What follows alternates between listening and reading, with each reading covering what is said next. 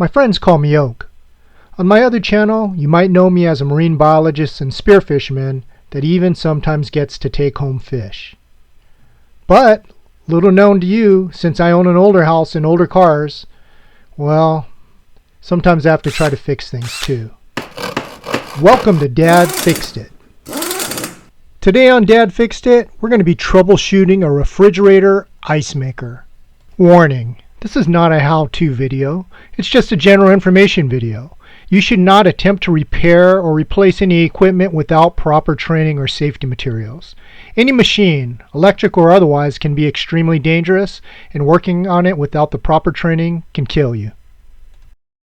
So these are the tools that I needed to get everything done today. A small Phillips screwdriver, a small flathead screwdriver. Almost any size flathead screwdriver will work, so you're just using it to pry things off.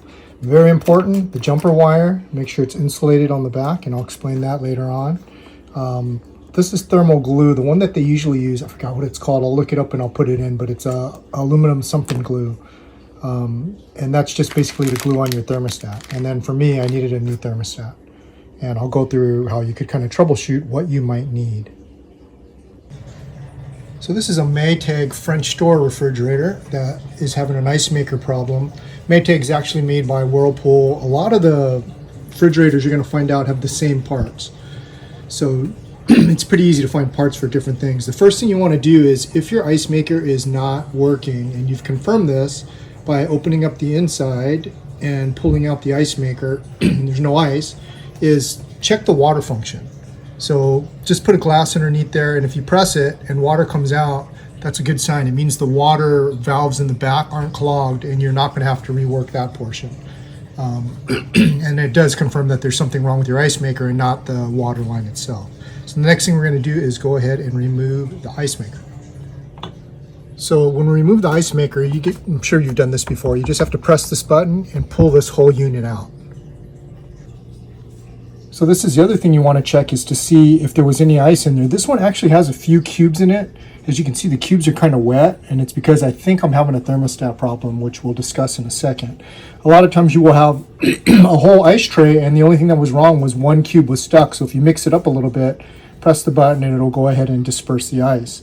On my case, the other day when I looked in here, there wasn't any ice at all, and there was kind of like some what looked like melted pieces, and I'll show you inside the ice maker itself. This is just the removable tray that we were talking about. I forgot, there's a couple of other things that you want to check before you start dismantling this too. One is to make sure that the ice maker is actually on, and on this one the on position is with the switch pushed up, not down, because it's easily to bump that when you're moving the ice tray or whatever. The other is to make sure that this arm is down, because when the ice maker starts to fill up, eventually it'll push this arm up, and that's what stops it from making ice. So if yours is stuck in the on position, you might just have to click it down. On mine, you can tell that, again, the arm is down, the switch is on, so we're going to go ahead and remove it. And right here, we're seeing another problem. You can see where that water has actually frozen coming out of the ice maker itself. This whole unit we're going to remove next. And I'll show you how to remove that in a second, but you could tell that there is something wrong. And normally when I see that, I'm going to guess that it's a thermostat problem, because I've had this problem before. Okay, to remove the ice maker itself, you're going to see this little slot here on the bottom. What you're going to do is take a flat-headed screwdriver, put it through the slot, just push down a little bit, and then you have to reach behind where this lever or this tab is, and just pull it towards you, and it'll pop right out. So I'm going to remove that. Next thing we're going to do is start to remove the ice maker itself. Oops. And eventually we're going to get this wire harness closer to us so we could just dismantle that. And it's really easy. You'll see there's a little tab right there that you could put a screwdriver in, and it'll just basically separate. To remove this though, you have to pull on this plastic lever while you pull the whole unit out at one time. So I'm going to have to put the camera down while I do that. So just so you can see, I've already separated this wire harness because I pulled the ice maker back, and then it's going to allow me to remove the entire ice maker. I'm just going to start pulling it very slowly, and the one thing you have to look for is this other part of the harness, the female part of the harness. As it comes through, you're going to have to push it by that little corner there or it'll get stuck. Don't yank on it, just kind of work it and go slow and it'll come right out. And one other thing I want to show you, now that the entire ice making unit is out, I want you to look. You see that little tube up there? That is the fill tube. The water goes through that and fills up your ice tray, and then supposedly it's supposed to freeze it. So the reason I told you to press the water function in the front is to make sure you had water coming through, because if you did and the water is moving, you know you don't have an obstruction probably. Now it could be that there's something stuck up in here, or a lot of times if you don't have a water maker, this will be frozen and you could you'll have to heat it up with a hairdryer or something like that. The other thing that I should have said before I even started is what you're really supposed to do is unplug the refrigerator before you do this.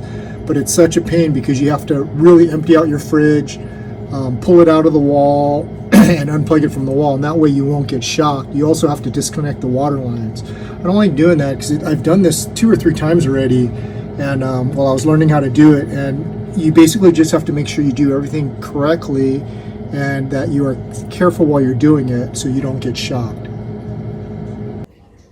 Okay, so now we're inspecting the ice maker itself, and one of the things that we're noticing, it is making ice. You could see that it's semi-frozen, but for some reason it's not getting cold enough in the machine. So what we're going to do is take a hairdryer and we're going to heat up this mold very lightly. You don't really want to use a heat gun because it could get really hot and warp all your parts. So I'm just going to heat it up with a hairdryer over the sink, and all those cubes will start to pop out. You want to start out this whole process with your ice maker being completely empty, because I'm going to show you how to jump the wires and also put it in a mode so you can tell what's going on, whether or not the water is working, whether or not the freezer or the heater is working.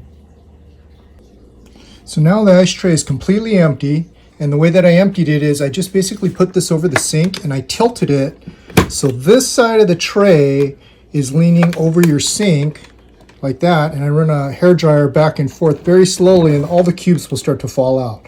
The reason you want this empty is because let's say I didn't know exactly what was going on.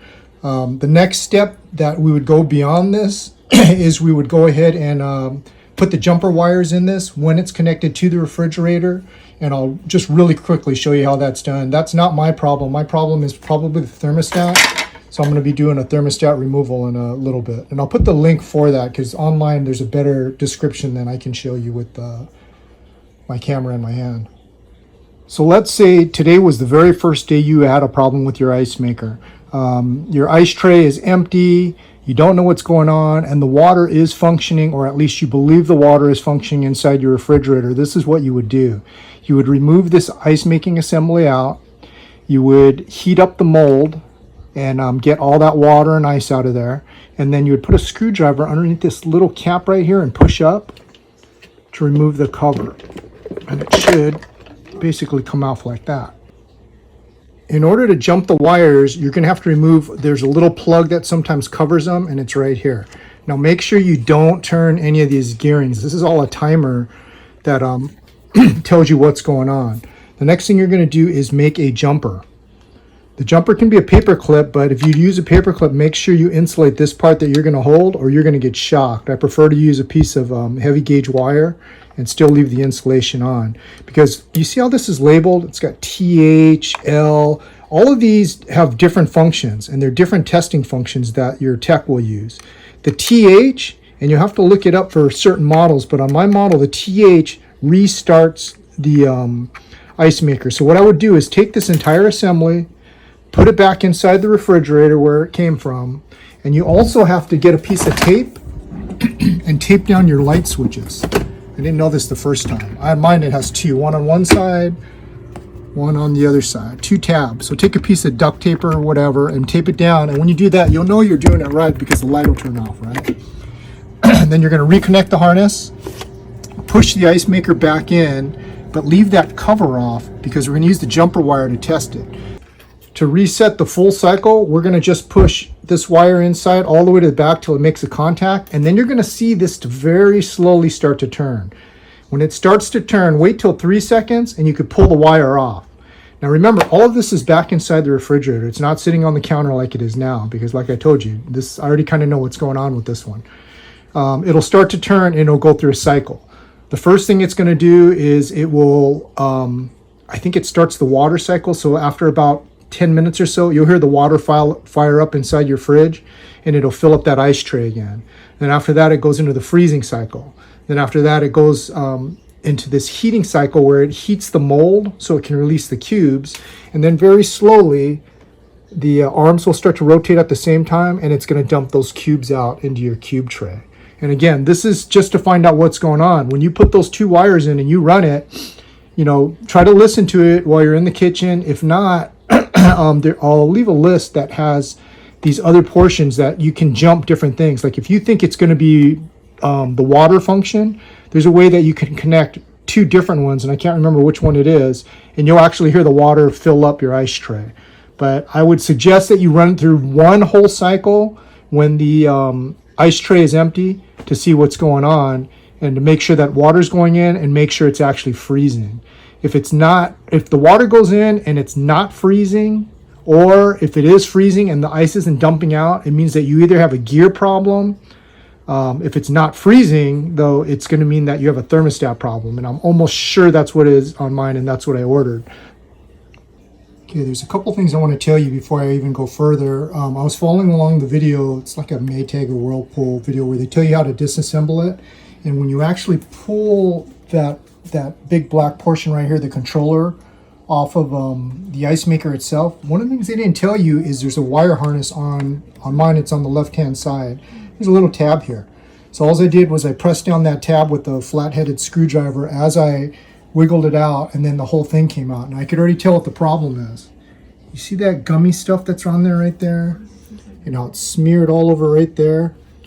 This part right here is the thermostat. That's the part that's bad. On mine, necessarily, that thermostat might not be bad. It might have just come away from the ice maker, which is my guess. It came away enough that it's not transferring that temperature reading correctly. And that's why my thing's having problems and it's not freezing all the way. I'm almost sure that's what it is. But the thermostat itself is $6. I'm just going to throw this one out. Maybe I'll run a ohms test on it later and see if it's any good. But this is not a good sign here with all this stuff that had leaked out. The heat sink that I used before was a computer heat sink. It was not an adhesive type. The new one I just got today is adhesive, and I'll try that one out, and hopefully that one will work out better. But what I'm going to do right now is clean up all of this with a bunch of paper towels and get all that gunk off there to make sure that transfer of temperature goes to the thermostat smoothly. And again, that is the plug that I was talking about. There's a little tiny, it's hard to see, you'll see it when you do it, but a little tiny tab right there, and you just press on that with the flathead.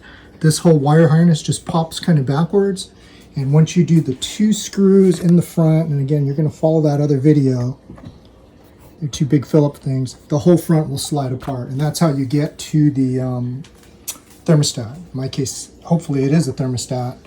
There's the old one here, and I'm pretty sure this was okay. Like I said, I think that the thermal paste I used didn't stick because it wasn't a true adhesive, but I did buy some that was an adhesive this time that's supposed to have good thermal properties, so we will give that a shot and see how it goes.